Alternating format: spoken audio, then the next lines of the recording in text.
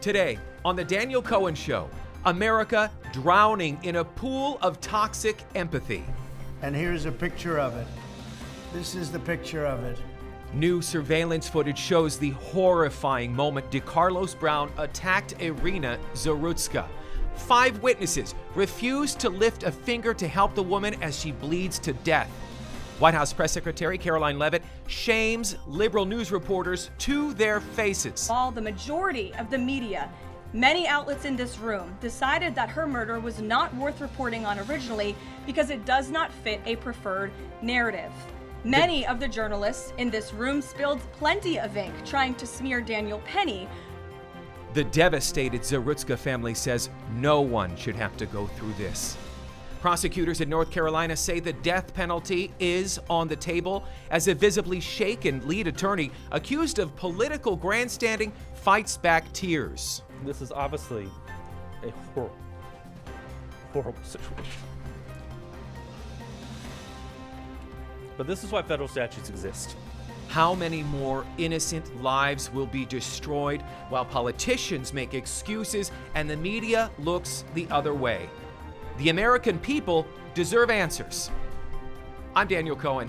This is The Daniel Cohen Show on the Real Life Network.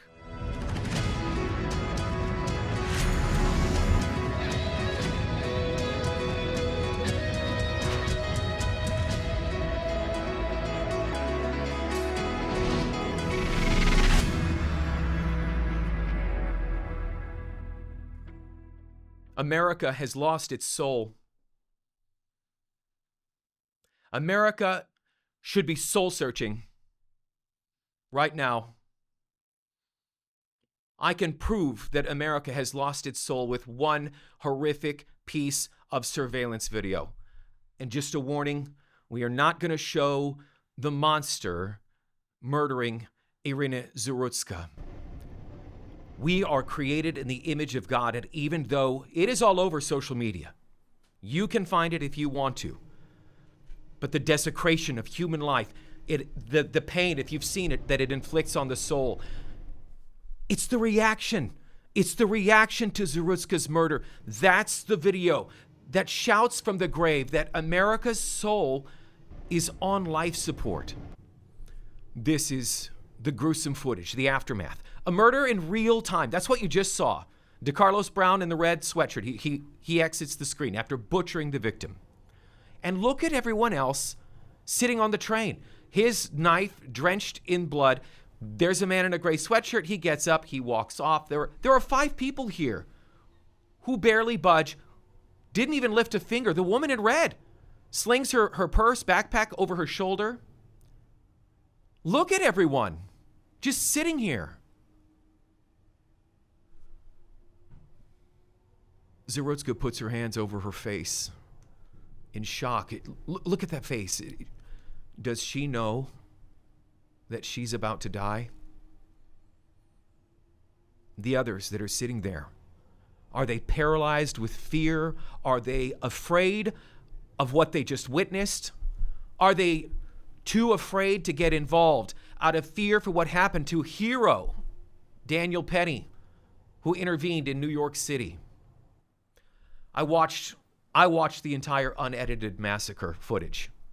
And in just a few seconds, we're just showing you a little bit of it. Zarutska's life, her life is shattered. Her family, their lives destroyed. You see her slumping over. She appears to lose consciousness. Look, this is gruesome. A few seconds later, blood just spills out of the seat where she has just collapsed. Now, in the surveillance footage that's released, you see people standing around a guy on a phone. This guy in the green t-shirt, it took 1 minute and 38 seconds. He was the first person to come and render or deliver any type of aid. Over a minute and a half before anyone touches her, assesses her injuries, tries to, apply pressure to stop the bleeding. Could anyone here with an ounce of compassion have even held her hand as her life was slipping away? America has failed this young woman. Kudos to that man in green. But we as Americans, we've been conditioned to tolerate criminality, to glorify degeneracy, and shame on the liberal media for having to be forced to cover this woman's death. Look at the ugly spin. Look at this. This is from Politico in the upper right-hand corner. Politico says, Ukrainian refugee killed in North Carolina gets dragged into political messaging war. Dragged into political messaging war. Axios, stabbing video fuels MAGA's crime message. That's it. Blame MAGA? How insensitive, how disgusting is that? For demanding justice? Oh, and the last one there, the Associated Press, insanely biased. Charlotte leaders criticized over killing of Ukrainian woman as Trump, MAGA target another Dem city. That's it. Let's try to shield the leadership. When the legacy media knows that it can't cover for the failure of Democrat leadership and Democrat policy, which time and time again now we've seen is failed. DeCarlos Brown had 14 priors, 14 arrests. And when the media has nowhere else to go, CNN, MSNBC, they move on. You know it by now. I'm sure you do. Republicans pounce or Republicans seize. There's a reason 7 out of every 10 Americans think that you, legacy media, you're a joke. You've lost all credibility, faith, trust. You are supposed to be the truth tellers. You have a mandate to do that. That is broken. Here's White House Press Secretary Caroline Leavitt Tuesday shaming the media to their faces for going knives out for Daniel Penny. Listen. Many outlets in this room decided that her murder was not worth reporting on originally because it does not fit a preferred narrative. Many of the journalists in this room spilled plenty of ink trying to smear Daniel Penny for defending a subway car from a deranged lunatic in New York City, but none of those same reporters lift a finger to write stories about an actual murderer. Exactly right.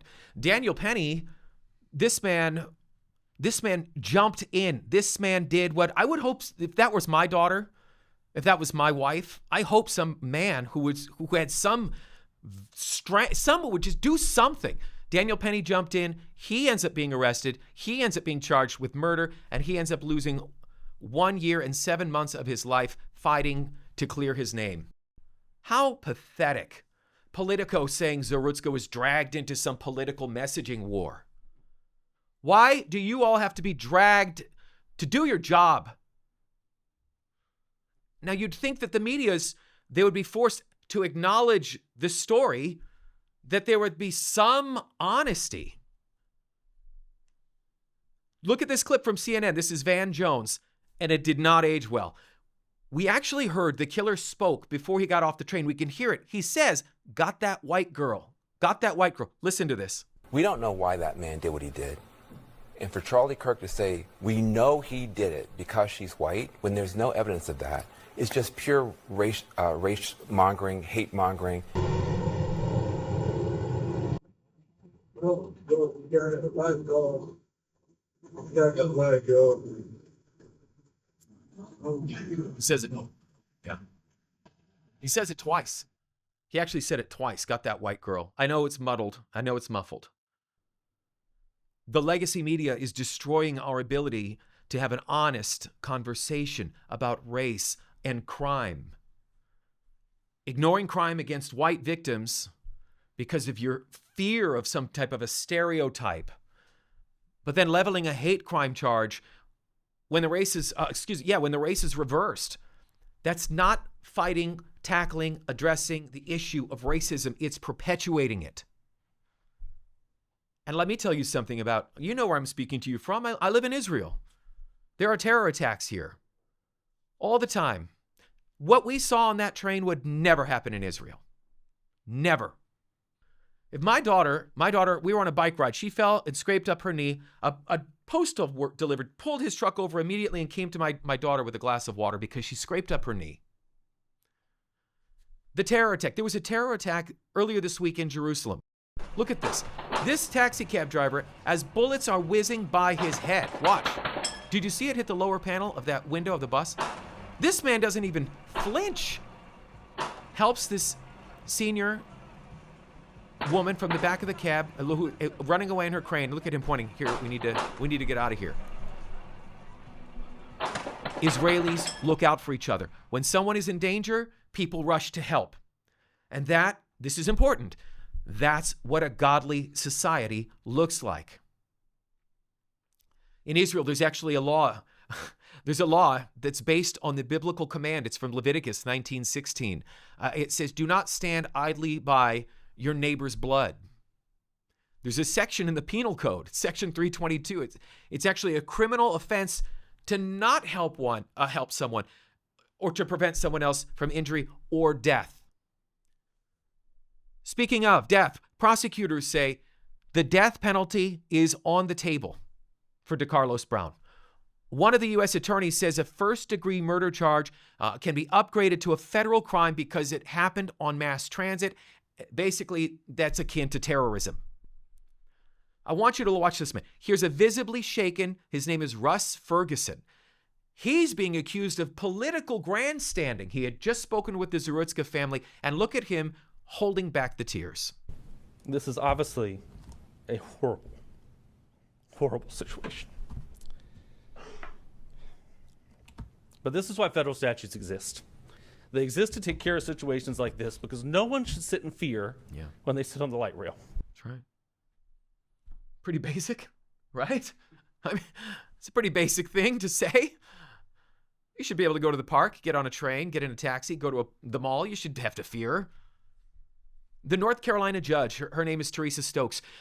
She released DeCarlos Brown, get this, on a written promise, a signed promise that he would show up for a trial. Did you hear what I just said? Forget no cash bail. A career criminal, 14 prior arrests, let go by a judge, you just saw her, who basically said, a pinky promise. Just give me, it's a pinky promise here. Then we know you'll keep your word. People, when you vote, you get the elected government, you get the politicians, you get what you vote for. You get the government that you deserve. And this is the mayor of Charlotte. Her name is Vi Lyles. Tuesday, there was a primary. There was a vote. And the Democrats, guess who they selected with the entire nation on fire over the death of Iryna Zarutska? The Democrats selected this woman. She refused to even say Iryna's name in her first statement, and she treated the victim like a footnote in her own murder. Instead, she asked for compassion for DeCarlos Brown, for his mental health. It was only when this outrageous video surfaced that then she thanked the media for not showing the footage out of respect for Iryna's family. Translation, this isn't going to be good for my reelection. People might get really angry with me. President Trump called out the real problem here. Are you ready? 24 of the 25 most dangerous big cities in America are run by Democrat mayors. 24 of 25. That is not a coincidence. There is a pattern of spiritual decay. President Trump ran on returning law and order and justice. He spoke about the murder of Iryna Zarutska. It's important. I want you to hear every word. For far too long, Americans have been forced to put up with Democrat-run cities that set loose savage, bloodthirsty criminals to prey on innocent people. Really very, very innocent people. In every place, they control radical left judges, politicians, and activists, and they've adopted a policy of catch and release for thugs and killers. And here's a picture of it. Yeah. This is the picture of it. We cannot allow a depraved criminal element of violent repeat offenders to continue spreading destruction and death throughout our country. We have to respond with force and strength. We have to be vicious just like they are. Wow. It's the only thing they understand. He's exactly right. President Trump is exactly right. That even pertains to what's going on in Israel with Hamas. Vicious. You can't negotiate. You have to. There's a time where you have to fight Israel's in that season right now. Back to Charlotte, though. You might be asking yourself, so how is it that voters continue to choose, remember, you get the government you vote for, the same failed leadership over and over again? Here's how. It's actually pretty easy. When a society abandons God, when it stops distinguishing between good, evil, right, wrong, when it makes excuses, look, DeCarlos Brown's own mother wanted him involuntarily committed.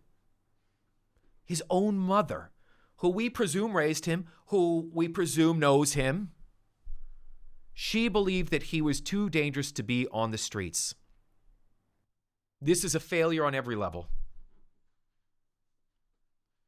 Like we like to do here on this show, on the Real Life Network. What does the Bible say?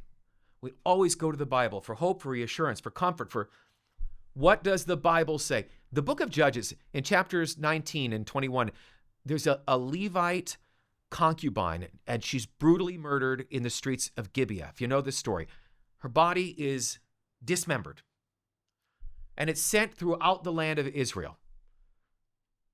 That act of savage violence wasn't just a crime. It was a sign. It was a sign of a moral collapse. It was a wake-up call to a nation that had forgotten God. The Bible says in those days that every man did what was right in his own eyes. That's from Judges 21. Iryna's murder is a modern-day Gibeah, a woman who fled Ukraine, the Russia-Ukraine war zone, to find refuge in the United States, killed in America, not by a foreign enemy, by the spiritual sickness and the lawlessness that has infected cities because of soft on-crime policies. Innocent people aren't safe when those in authority ignore, repeat criminality. 14 prior arrests. And just as the murder of the concubine, it led to a reckoning among the tribes of Israel. Iryna's death has to be a reckoning for us, a moment where we stop doing what's right in our own eyes and when we return to the law and order that once made the United States of America a beacon of light to the world. Matthew 24:12, it says, because of the increase of wickedness, the love of most will grow cold. This is that verse. This is exactly what we're seeing. These witnesses who turn away on that train, their love has grown cold. The media that has to be dragged to cover a story, their love has grown cold. This is what happens when empathy becomes a weapon against justice. America needs a lifeline from the toxic empathy it's drowning in. I'm Daniel Cohen. This is The Daniel Cohen Show on the Real Life Network.